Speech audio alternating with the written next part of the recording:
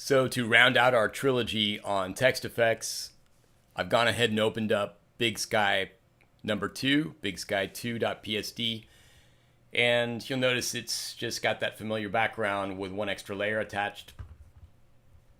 What we're going to do this time is go back to our vector shapes and just combine them on a more advanced level with some text effects, some layer effects. So let's go ahead and try that out. I'm going to start this time with the shape tool, and I'm going to go and look for another one of these icons. By now you should have these loaded up. And as you scroll through, look for, this could be, again, it really doesn't matter to me which one you want to use out of all of these. You could use maybe one of the leaves down here if you'd like, a sun shape of some sort. It's up to you. I'm going to go ahead and use the tree.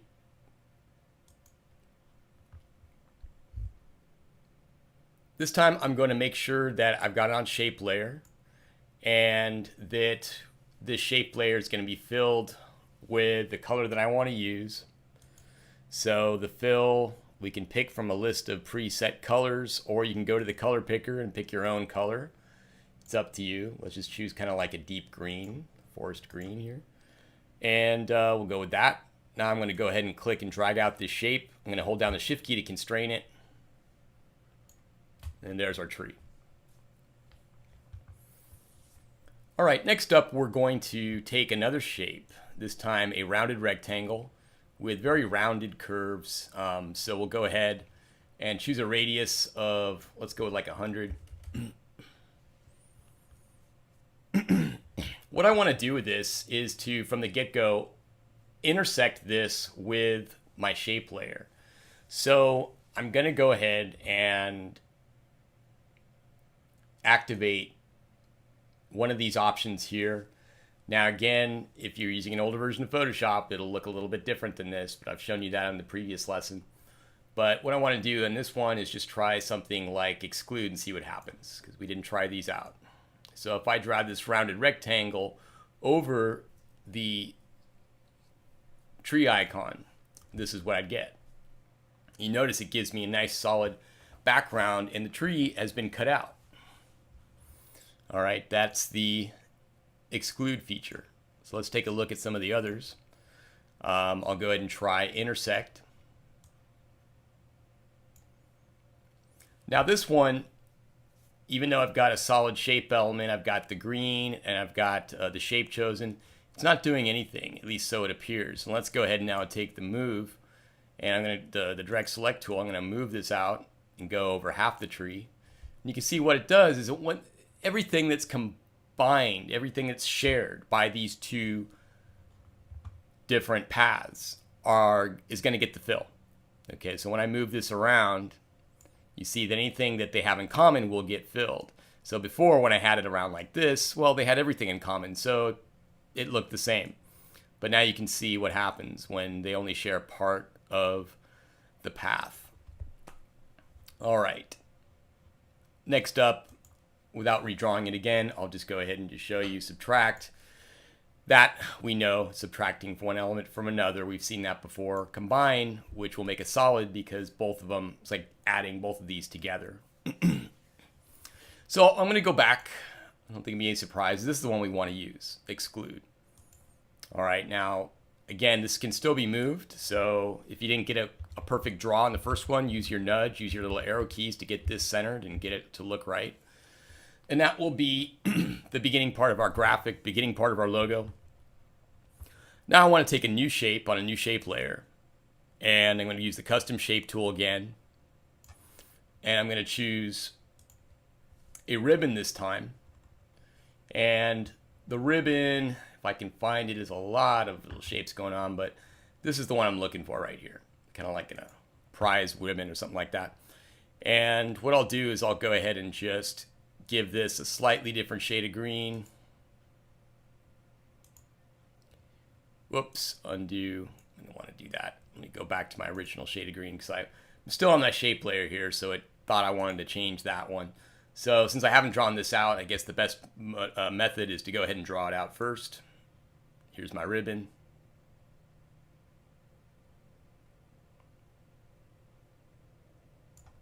All right. Now, this is a brand new shape layer, and if I want to call it ribbon, I might do that, so because I can't see what it looks like. But what I'm going to do now is just take the direct selection tool, move it down here for a bit, and I'm going to change the color now to that different shade of green that I wanted. Excuse me. All right, so it's kind of staying in the color spectrum, but a little bit different.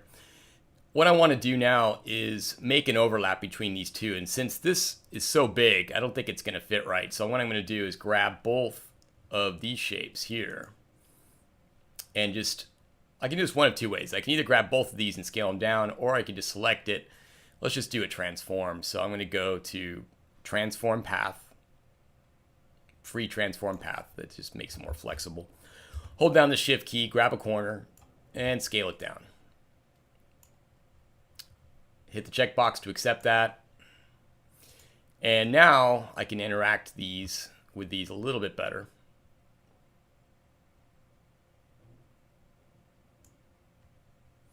I want this to go behind, so I'm going to drag this layer above the tree layer.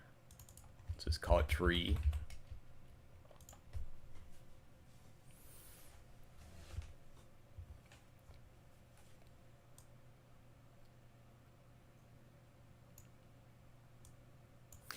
And let's just stretch this out a bit so we can transform this one as well.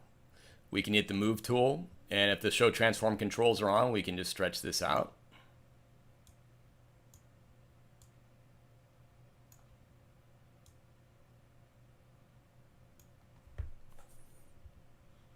Hit the checkbox to accept it. Now let's go ahead and write something on the ribbon. So to do that, I'm going to use my type on a path, which means I need a path to type on first. So I'll go ahead and use my pen tool and just follow this shape, follow this curve as best I can. All right, so the fact that I've got this layer selected over here, the ribbon, could be a problem. So I'm going to deselect it. Not only that, I'm going to make a brand new layer because I want to make a new path that doesn't interfere with my existing paths. So let's go ahead and just take the pen tool. And I'm going to zoom in a bit. To copy this little area here, I'm going to click and drag. Just follow that contour. This will take you back to that lesson where you were outlining all those shapes with paths. And hopefully it's fond memories. Let's go to the direct selection tool and just tweak this a little bit, get it into place. All right, that's good enough. All right, now I'm going to use my path selection tool to move this up. So it somewhat follows the contour of the ribbon. Hopefully matches pretty well. So when I do add some type to it, hopefully it'll fit. And here's the type on the path icon that we're used to seeing. Now with this, make sure that you're aware of your options up here. Make sure your alignment options are to the left, that you know the size of the font, and you can change the color later, but if you want to go ahead and pick a color now, we can just go ahead and grab maybe that same shade of green. And I'll just start typing something out here. So I'll do it all caps, stay consistent with what we've been doing. Sky. Now, if I want to scale this up, don't forget I can highlight it, scale it up immediately. That fits better. All right, now, if you like what you have so far, you can stick with it. Or, of course, don't forget that these are customizable at any point in the game. So if I want to add, if it looks a little bit awkward, if I want to add some anchor points, I just want to readjust the curvature here a little bit, I can do that. Maybe I want to add an anchor point. I'll take that add anchor point tool, the pen tool with the plus, click on it, and move that a little bit so the curvature is a little bit different.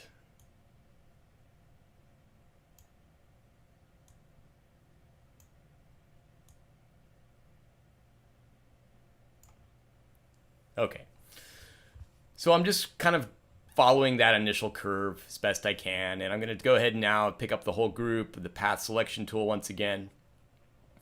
If I want to shift my text over, don't forget with the path selection tool, you'll get this icon, which will enable you to do that. So I can drag the B back or forward.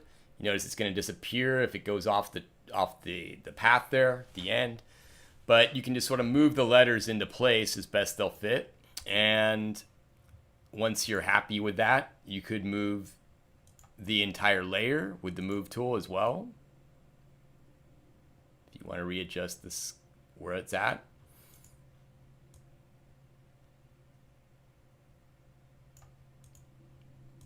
So there's no right or wrong answer with this. Just pick the spot that you think looks the best. And maybe that's a little high. I don't know. Maybe just move it down a bit.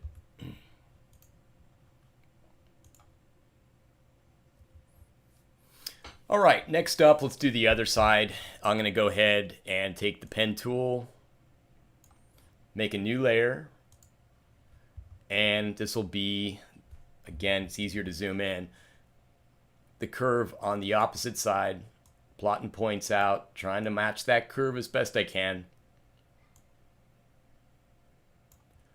And then come back, make your edits, make your changes. My feeling with paths is if I can do this, anyone can do it because I'm really bad at these. But if you like manipulating these handles and playing with these, you'll be great at paths. All right, that's good enough. I'm going to come in and put this up a bit with my, whoops, thought I switched over. There we go, moving the entire path with the path selection tool. Now it should be even with the other side. You can just eyeball that and it'll probably be fine. If I need to nudge it up a little bit, it'll probably be more obvious once the text is on there. So let's go ahead and add some text. Big sky camping. All right, so now again, I'm gonna hit check to accept that, but if you wanna make a modification, take your path selection tool, maybe I can drag this back a little bit and try and match the spacing as best I can. Maybe take your direct selection tool and modify those little points if you're not happy with the curvature. And I'm never quite happy because I don't do, like I said, the greatest job with that pen tool, but there it is. Okay, I'll zoom out a bit, see if it matches. Somewhat. All right, it's not the best. Okay, now I'm gonna take this camping and move it down a hair and a little bit over. I'm just doing that by moving the layer, just selecting the layer using the standard move tool. You don't have to use the path selection tool to move things.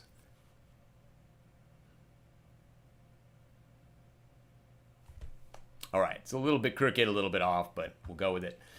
Next up, I want to showcase some ways you can take advantage of those layer selections. So let's grab the tree and let's bring up some layer effects. Let's start with the stroke. Give it a little outline to this, and need to make room for both so you can see this. I'll go ahead and stick with the color theme that we started with, keep it in the green area, and just go with a darker shade of green. I'll start by sampling this one, but then just use my color picker just to darken it up a bit. That'll do it.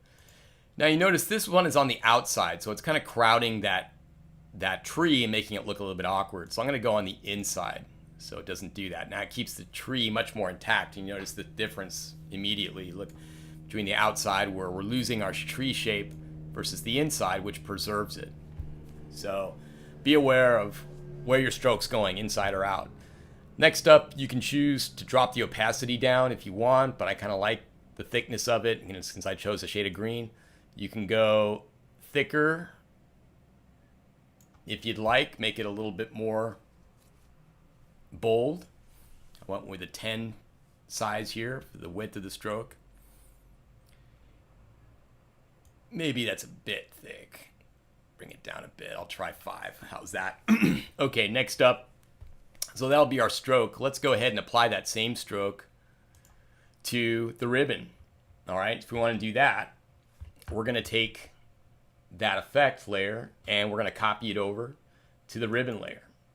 So to save time and not have to repeat what we just did, although it wasn't that big a deal, we can just copy the layer style by right-clicking here, choosing that, just copying it, and go to ribbon and go to paste layer style.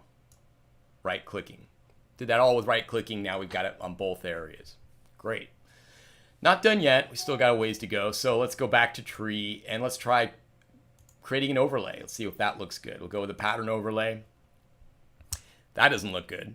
But if we bring up maybe the presets, let's go to bring up all the presets. I'm going to go to, let's try nature pattern, see what we get from there. We'll append that to the group. We got some flowers in there. I don't know if these are going to work too well, but that's not bad. This one is the dirt that we picked out that I'd done from another lesson. But since you probably don't have that loaded on yours, I'm going to go and see if we can find something else that you do have. I suppose we could stick with our nature theme and stick with grass or something like that, or flowers, wildflowers. Don't forget you can scale these down. Whoops, that's my opacity. There's the scale. And so if it doesn't look like flowers right off the bat, you may want to scale it up down a little bit. Going with our floral theme there. Okay, zoom out a bit. Okay, that works. Next up, let's take a look at perhaps this banner here. This banner is now we're seeing through to the back of it instead of the tree. So what if we had something blocking between the tree and the banner? Well, there's a number of ways we could do this, but let's go ahead and just add another layer. Keep it simple. No reason to overcomplicate things, I guess, in this situation. And we could try using that photograph that we haven't used yet, this desert photograph, although it doesn't really symbolize the pine tree and the floral side of things. But hey, the other photograph is a desert, so maybe it will work.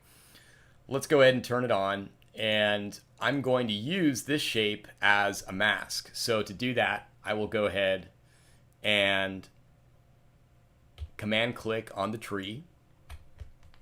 You see it loaded that as a selection, but the problem is it's loaded up the tree as well. I don't want that. So to get rid of the tree, we're going to have to deselect the tree area, and we can use the elliptical marquee tool. So again, take you back to your early days. And maybe to add to the selection, we'll hold down the shift key, or you can use this shortcut up here if you'd like. And if we grab this, you'll see little by little, I can chip away at that tree using this tool. Just clicking and dragging, getting rid of all those little interior selections so that my mask will fit the way I want it to. All right, now I'm ready to build this mask. So I'm going to go ahead and create a layer mask on the desert. Select it, make it active, make it visible. Hit the layer mask button. There it is. Now we need to move this into place because obviously it's blocking the tree. Let's move it down below the tree. And there we go. So we've got a layer mask blocking this. And don't forget, we can scale. We can leave the layer mask alone to unlink the two. Click on that link button and just scale the image by itself with the move tool by transforming it. I'm going to hold down the shift key to constrain it. Or better yet, use this little linking icon to lock it up. We're going to scale this down so we can see more of the interior there. But it needs to be big enough that it covers the whole tree. So find the best spot for it.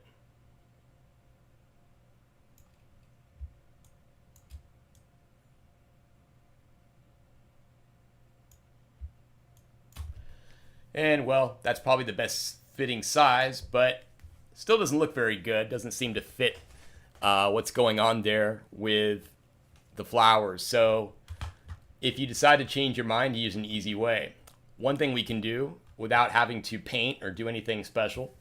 So let's say we decide not to use that photograph. Let's just fill it in with some effects, getting back to our layer effects. So how do we do that? Well, we'll select the image part of that layer, go to effects, and let's choose color overlay. This enables us to use a solid where that rectangle is. Let's go ahead and find a color that we like.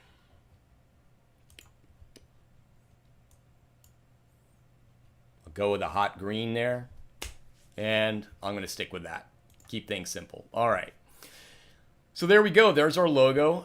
If we want now, we can start the process of combining these layers into a folder to make life easier for our future design work.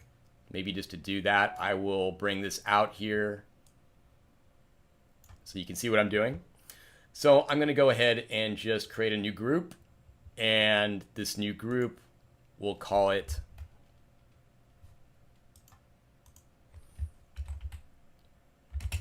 Big Sky Logo. So I'm going to go ahead and grab these files and put them in, but they need to be in the same order eventually.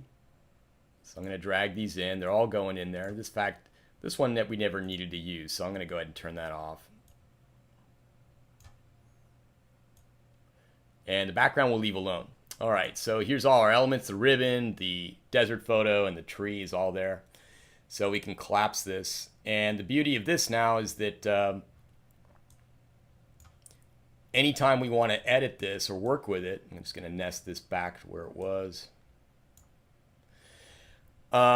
We can just grab that one Big Sky Logo folder, that group, and just move it around. Oh, whoops, my bad. Forgot the letter, can't forget that. Let's drag those in as well. Don't want to forget our letters. We worked hard to get those. And they need to be in the right order. Otherwise, they're being covered up, as you can see there. So we're going to have to put those on top. And there they go. All right, now we're happy. So we've got everything now in our Big Sky Logo folder. We can move it around as a group. And whoops, we've still got another issue. We've got this layer back here. The fill layer is not coming with the rest of the group. So let's go to undo that move. And let's see if we can figure out why. All right, so in looking at this, we can see we had a mask creating that because we're masking out that, remember, that original photo, and then we're filling that in with a color overlay. So we got to make sure that the mask is linked. Otherwise, it's not going to come along for the ride. Now, if we move it, you see everything goes as a group. Okay. So learn from my mistakes. I try to. All right, now we have everything in the folder. Everything's a group. If we wanted to copy that, that would be a good idea. Why? Because I could turn off the copied version, or better yet, turn off the original version and start messing with the copy. Maybe I want to scale it down, see how it looks at a different size. I don't like that path hanging on there. Get rid of it. Oops. Accept that change. There we go. And now I can see what this would look like on a smaller scale. Is it going to work? Is it not? Do I need to make it bigger, smaller, whatever? I can scale the effects. You notice as they shrunk down, that stroke looks too bold. So don't forget your scale effects can come in handy. So if I wanted to come in, for example, on the effects and just choose scale effects by right-clicking, I can bring in that, scale that down. And same thing with the ribbon.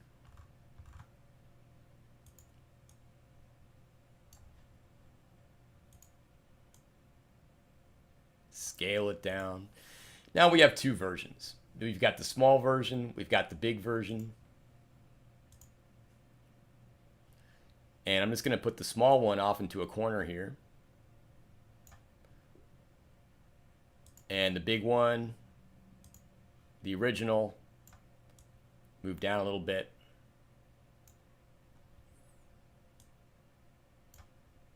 Undo that little shift. There we go. And that'll do it. I think we've done enough. Basically, we've mixed and matched vector art with our layer styles. Learned a lot along the way. Learned about grouping. I think we're done for the day. Let's go ahead and accept this change and save out the file as it is in this state with both these versions. And we'll see you on the next lesson.